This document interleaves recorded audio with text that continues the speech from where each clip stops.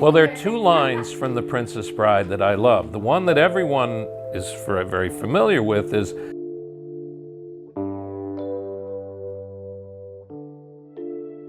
when audiences think of The Princess Bride, they remember a fairy tale filled with charm, romance, and humor. What they do not see is the chaos, danger, and emotional weight that shaped every scene behind the camera.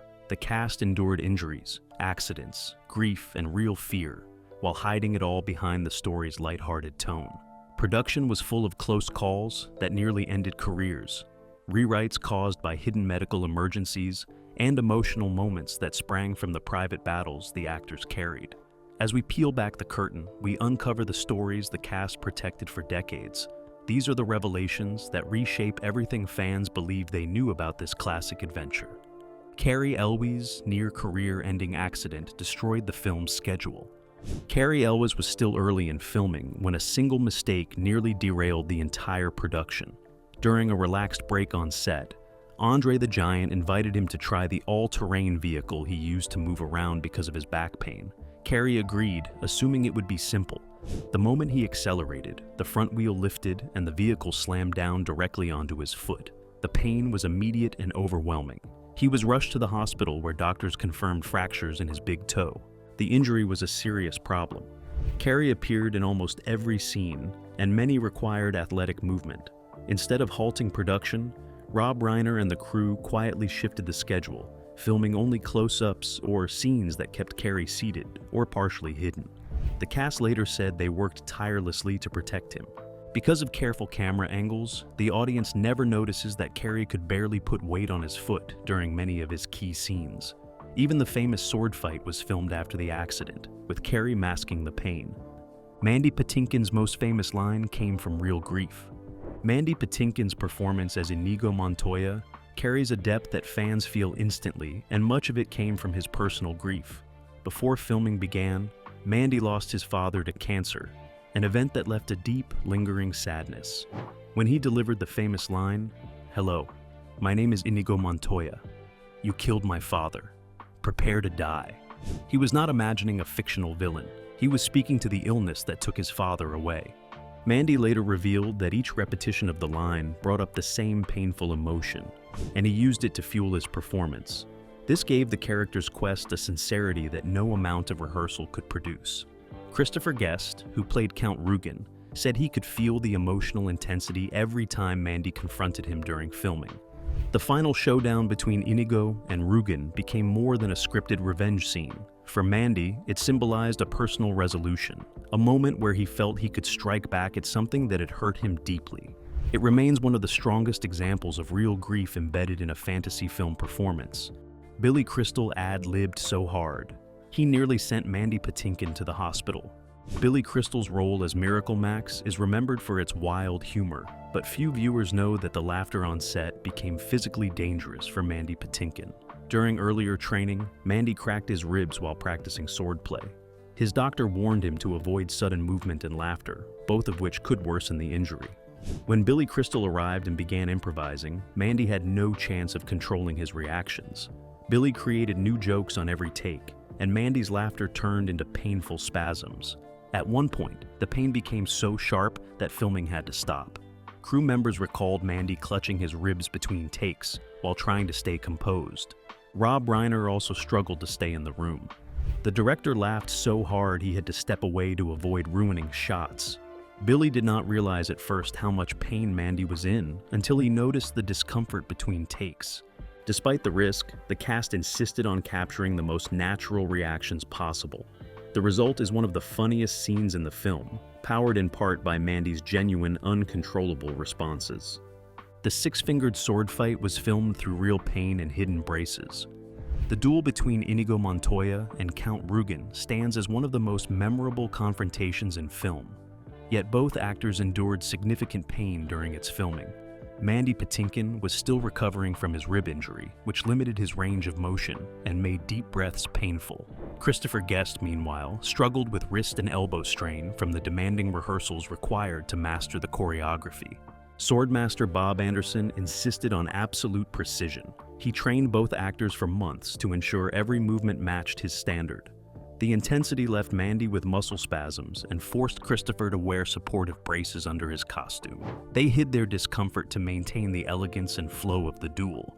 The hardest moment came during the sequence, where Inigo repeatedly thrusts forward. Each movement put pressure on Mandy's ribs, pushing him to his limit. Christopher also had difficulty reacting, without worsening his elbow strain. Despite the challenges, neither actor slowed down. Their determination turned the duel into a defining cinematic moment. Andre the Giant was in severe medical danger the entire shoot. Andre the Giant brought warmth and charm to Fezzik, but behind the scenes he was coping with intense physical pain.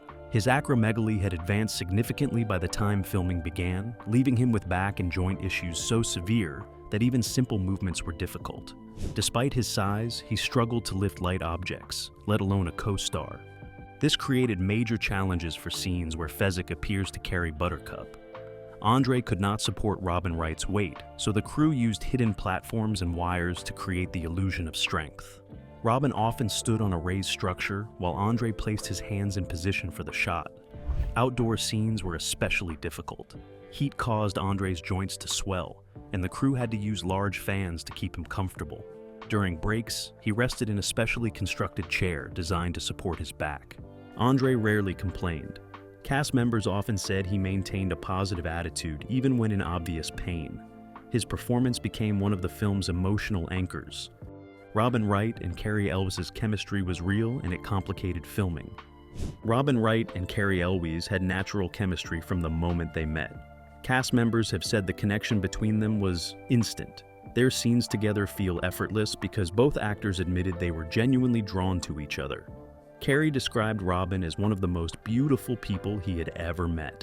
Robin said Cary had a natural charm that made every romantic scene feel authentic. Their connection helped the film, but it also created unexpected challenges. During emotional scenes, both actors sometimes became more focused on each other than the technical requirements of the shot. Rob Reiner later recalled that he occasionally had to remind them to match their marks. Their chemistry sometimes caused minor delays because the crew needed additional takes to maintain continuity. The famous "as you wish" moments carried real emotion because Cary was not simply delivering a line. He was reacting to someone he genuinely admired. Their closeness remained respectful and professional, but everyone on set could see the spark. Their bond gave the film its romantic soul. Audiences feel it because it was true. The cast has since said that the authenticity of Wesley and Buttercup's romance came from a connection that was never forced. Christopher Guest accidentally knocked Cary Elwes unconscious. One of the most shocking behind-the-scenes accidents occurred during the scene where Count Rugen knocks Wesley out with the hilt of his sword. The script called for Christopher Guest to swing close enough to create the illusion of impact without touching Cary Elwes. Cary encouraged him to swing a little closer to make it look more realistic. Christopher reluctantly agreed. During the take, Christopher misjudged the distance by a fraction of an inch. The sword hilt struck Cary on the head with unexpected force. Cary collapsed instantly. Crew members rushed in as Christopher froze in shock, believing he had seriously injured his co-star. Cary was taken to the hospital, where doctors confirmed he had suffered a mild concussion. The production quietly rearranged the schedule to allow Cary time to recover. The take that knocked him out was so convincing that Rob Reiner used it in the final cut. Fans who watch the film see Wesley fall perfectly in character, unaware that Cary was actually unconscious. Christopher Guest later said the accident haunted him for years. It became one of the rare moments in filmmaking where realism crossed into genuine danger. Wallace Shawn believed he would be fired every day. Wallace Shawn delivered one of the most memorable performances as Vizzini, but fans never realized he worked under constant fear. Wallace believed the studio wanted Danny DeVito for the role, and because Danny was more famous at the time, Wallace convinced himself he was only a temporary replacement. He later said that every morning he expected someone to approach him with news that Danny had become available. His anxiety was so intense that he rehearsed obsessively. Rob Reiner recalled Wallace arriving hours before his call time, worried he would make a mistake. During the famous Battle of Wits scene, Wallace believed his performance was too slow and demanded multiple takes, convinced the director was losing confidence in him. Despite his fear, Wallace's quirky energy became essential to the film. His high-pitched line deliveries and abrupt gestures were rooted in genuine nervousness, which gave Vizzini his frantic charm. Cary Elwes later said Wallace's insecurity unknowingly shaped one of the most iconic comedic villains in cinema. The irony is that the studio never planned to replace him. His fear existed only in his own mind. Yet that fear produced a performance fans treasure. Andre the Giant's famous fart stopped production for 17 seconds. One of the most unusual events on set became a legendary story the cast still laughs about. During a break in filming, Andre the Giant released a massive 40-decibel sound that echoed across the set. Cary Elwes described it as lasting almost 20 seconds. The blast was so loud that it halted production, silenced the entire crew, and caused Rob Reiner to double over laughing. The moment became known behind the scenes as the 17-second pause. Rob timed how long it took for the crew to regain composure. Accounts differ, but some say the combined sound and laughter stopped work for nearly a full minute. Andre, completely unfazed, reportedly looked up and asked, "Are you okay, boss?" in a calm voice. Despite the humor, it also reflected Andre's medical condition. His digestive system was affected by acromegaly, which made such events common. Yet this one became unforgettable because it happened during a tense shooting day. The sudden hilarity relieved stress and bonded the cast. The story remained mostly hidden from fans until Cary Elwes shared it in his memoir. It became one of the strangest and most beloved anecdotes from the entire production. The ROUS creatures were real people in suits with chaotic histories. The rodents of unusual size, or ROUS, terrified young viewers. But the truth behind them is even stranger. Instead of advanced animatronics, the creatures were men wearing heavy foam suits. These performers came from stunt backgrounds, and at least one had a history of legal trouble. Their unpredictable behavior made filming the fire swamp scenes incredibly challenging. Cary Elwes recalled that one ROUS performer disappeared during production because he had been arrested the night before. The crew was forced to improvise until he returned. The performers inside the suits could barely see. Their movements were clumsy and often dangerous. Wright described moments where the ROUS actors fell unexpectedly, knocking over props or rolling into her path. Because the suits were hot and poorly ventilated, the men overheated quickly. Fans never noticed how many breaks were needed between takes, simply to keep the performers hydrated and conscious. At one point, a ROUS actor collapsed inside his suit, causing a brief medical scare. The chaos behind these scenes made the creatures far more real than most viewers imagine. Their unpredictable movements added authenticity, but they came with constant risk. The fire swamp almost caused a real fire on set. The fire swamp sequence is one of the film's most iconic moments, but the behind-the-scenes story reveals how close the production came to a real disaster. The flames shooting from the ground were created using controlled gas bursts, timed to fire during specific camera cues. The system was reliable on paper, but unpredictable in practice. During one take, a flame cue triggered earlier than planned, while Wright and Cary Elwes were still in the danger zone. Crew members shouted for them to freeze in place as technicians scrambled to shut down the gas line. Rob Reiner later admitted the moment terrified him. The actors were only a few steps from the ignition point. If they had continued walking, the flame tower could have struck them directly.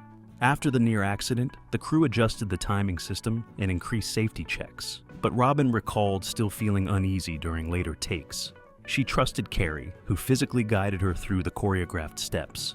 Despite the risks, the fire swamp sequence became a highlight of the film. The tension audiences feel comes partly from the fact that the actors were navigating a set that was more dangerous than anyone realized.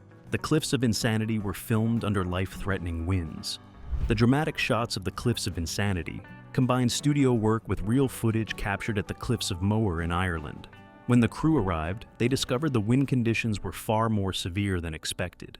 Cast and crew members described gusts strong enough to disrupt camera equipment and knock people off balance. Several technicians had to secure themselves using ropes, and gear was tied down to prevent it from toppling over the edge. Cary Elwes recalled that standing near the cliff's edge felt genuinely dangerous. The wind pushed so hard against the actors that maintaining balance became a physical challenge. The crew shortened filming periods to prevent accidents and held long discussions about whether to move the shoot entirely. Rob Reiner insisted on capturing at least some real footage to preserve the location's scale. The shots of Buttercup and her kidnappers looking out over the cliffs were enhanced with careful camera placement to hide the difficult conditions. For safety, Robin Wright was kept farther from the edge than it appears in the final film.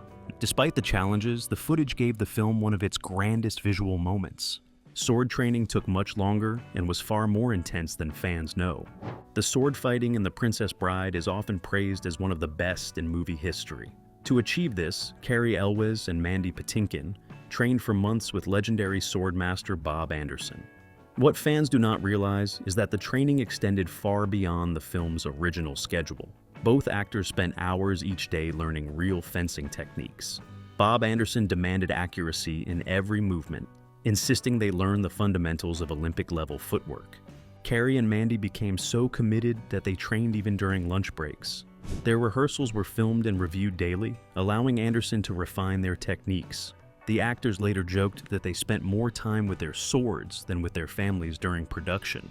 The famous duel at the Cliffs of Insanity required choreography so complex that it took nearly a week to shoot. The actors performed every move themselves, with stunt doubles used only for flips. The dedication shows in the final result. The duel has been studied in film schools as an example of how practical training can elevate action. This commitment to authenticity helped create one of the most memorable sword fights ever filmed. William Goldman interrupted scenes because he could not stop crying. William Goldman, author of the original novel and screenwriter for the film, visited the set frequently. Rob Reiner encouraged him to observe scenes, but no one expected how emotional the experience would become. Goldman became overwhelmed during filming and would sometimes burst into tears in the middle of takes. He loved the story deeply, and seeing the cast bring his words to life moved him more than he anticipated. During the fire swamp scene, Goldman became so emotional that he accidentally interrupted filming by shouting, "She is on fire!" when Robin Wright's dress caught a spark. The reaction caused confusion before crew members confirmed it was part of the controlled effect. Goldman apologized repeatedly, embarrassed but still teary-eyed. His emotional outbursts happened several times throughout production. Cast members later said they felt honored to witness how much the story meant to him. Rob Reiner viewed Goldman's reactions as proof that the film was capturing the spirit of the book exactly as intended. Goldman's deep connection to the material added a unique layer of passion behind the scenes, even if it occasionally stopped filming. Fred Savage filmed his entire role while sick. Fred Savage, who played the young boy in the framing scenes, was dealing with illness throughout filming.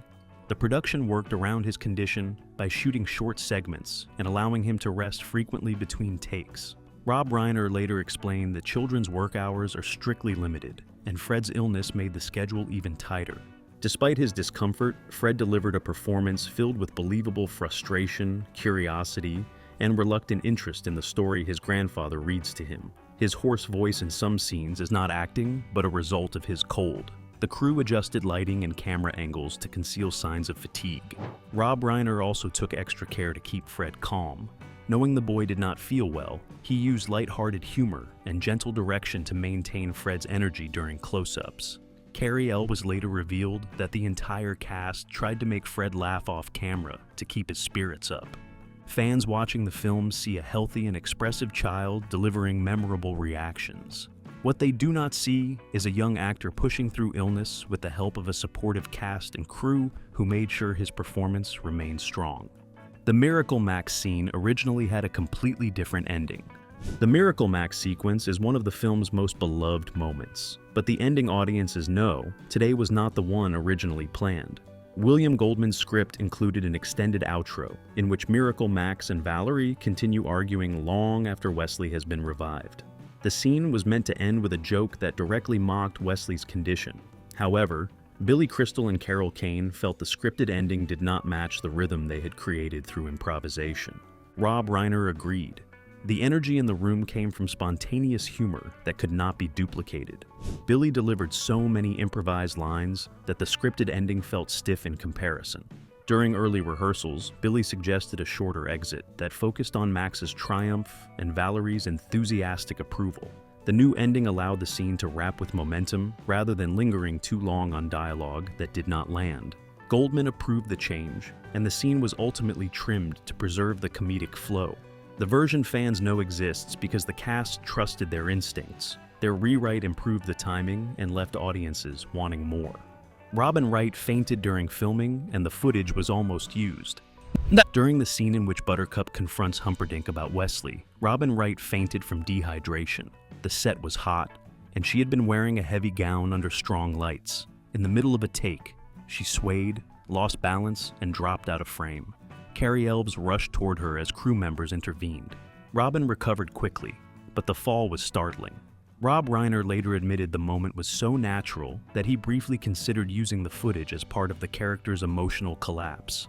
Ultimately, he decided against it because the fall had not been choreographed and could have injured her. The crew increased her water breaks after the incident and adjusted lighting to reduce heat. Robin has spoken about the fainting spell in interviews, saying she pushed herself harder than she should have. Despite the scare, the moment created a sense of camaraderie on set. The cast became more protective of her during later scenes, especially those filmed outdoors or under intense lighting. Most fans never realized how physically taxing the role became for her, or how close the production came to leaving an unplanned accident in the film. Andre the Giant could not hold Robin Wright at all. One of the most surprising secrets behind The Princess Bride is that Andre the Giant could not physically hold Robin Wright during filming. Despite his enormous size, Andre's acromegaly had weakened his spine. Lifting even light weight caused sharp pain. This became a major issue for scenes where Fezzik carries Buttercup. Instead of relying on Andre's strength, the crew used hidden platforms and wires to create the illusion. In the scene where Buttercup jumps into Fezzik's arms, Robin is not actually being held. She is supported by a hydraulic platform hidden behind Andre. The platform lifted her into the correct position, while Andre simply steadied her shoulders. Another scene used a disguised stunt rig that allowed Robin to lean forward without putting weight on Andre. Cary Elwes said Andre was embarrassed at first, believing he was letting the crew down. The cast reassured him that his presence and performance mattered more than physical strength. The solutions worked so well that fans never suspected a trick. The fact that Andre appears strong and graceful on screen, despite being in pain, shows how committed he was to delivering a joyful performance. Many of the funniest moments were the result of accidents and improvisation. A surprising number of comedic moments in The Princess Bride were improvised. Rob Reiner encouraged actors to explore their characters in the moment, which led to spontaneous lines that became iconic. In the Pit of Despair scene, the albino's sudden shift from croaky voice to normal speech was not scripted. Actor Mel Smith changed his delivery as a joke, and Rob kept it. Cary Elwes also contributed improvised humor. When Wesley rolls down the hill shouting, "As you wish," Cary extended the yell longer than planned, causing Robin Wright to genuinely laugh. The reaction felt real, so it stayed in the film. Billy Crystal, of course, improvised nearly every line in the Miracle Max sequence. His ad-libs created an entirely new comedic tone in the film. Even Wallace Shawn's frantic responses were rooted in real anxiety rather than scripted exaggeration. These unscripted touches helped shape the film's unique humor. Instead of relying on precise timing, the cast embraced natural reactions. That spontaneity became a defining part of the movie's charm. A quiet feud between two cast members nearly split the ensemble. During production, a subtle tension developed between two cast members. While the specifics have never been fully publicized out of respect for privacy, Cary Elwes and Rob Reiner both confirmed that not everyone got along. The issue stemmed from personality differences rather than professional behavior. One actor preferred long, serious preparation, while the other relied on spontaneity. Their conflicting methods led to disagreements about timing and rehearsal. The tension grew enough that crew members noticed. Rob Reiner stepped in privately to resolve the issue and reminded both individuals of the collaborative spirit the film required. The disagreement never escalated into open conflict, but the strain briefly affected group scenes. Cary later said the cast was grateful the issue was addressed early before it disrupted the film. While the names remain undisclosed, the production's ability to maintain harmony is credited to its leadership. Despite the momentary friction, the ensemble delivered performances that feel unified and genuine. The film was considered a failure before becoming a cultural classic. When The Princess Bride premiered in 1987, the studio struggled to market it. Executives did not know whether to promote it as a comedy, a romance, a fantasy adventure, or a children's film. This confusion resulted in a weak advertising campaign. Box office numbers were underwhelming, and the film was considered a modest disappointment. The cast later said they felt the studio had abandoned the project. Cary Elwes recalled how frustrating it was to watch a film they loved fail to find an audience. However, the movie began gaining traction through home video and cable television. Word of mouth grew steadily as families discovered its humor and heart. Within a few years, The Princess Bride transformed from an overlooked release into a fan favorite. College campuses began screening it, and its quotable lines spread across pop culture. Today, it is regarded as one of the most beloved films of the 1980s. Its journey from near failure to cultural triumph mirrors the perseverance of the cast and crew who believed in it from the start. The Princess Bride endures because it was shaped not only by imagination, but by the real experiences of the people who made it. Behind every moment of wonder were actors working through pain, fear, illness, and unexpected accidents. Yet through all the challenges, the cast believed in the story and in each other. Their commitment turned a troubled production into a timeless film that audiences continue to treasure. What fans see on screen is joy, adventure, and effortless charm. What happened behind the camera was far more human. The triumph of The Princess Bride lies in the fact that everyone involved gave more than the film ever asked for, and their devotion lives on in every scene.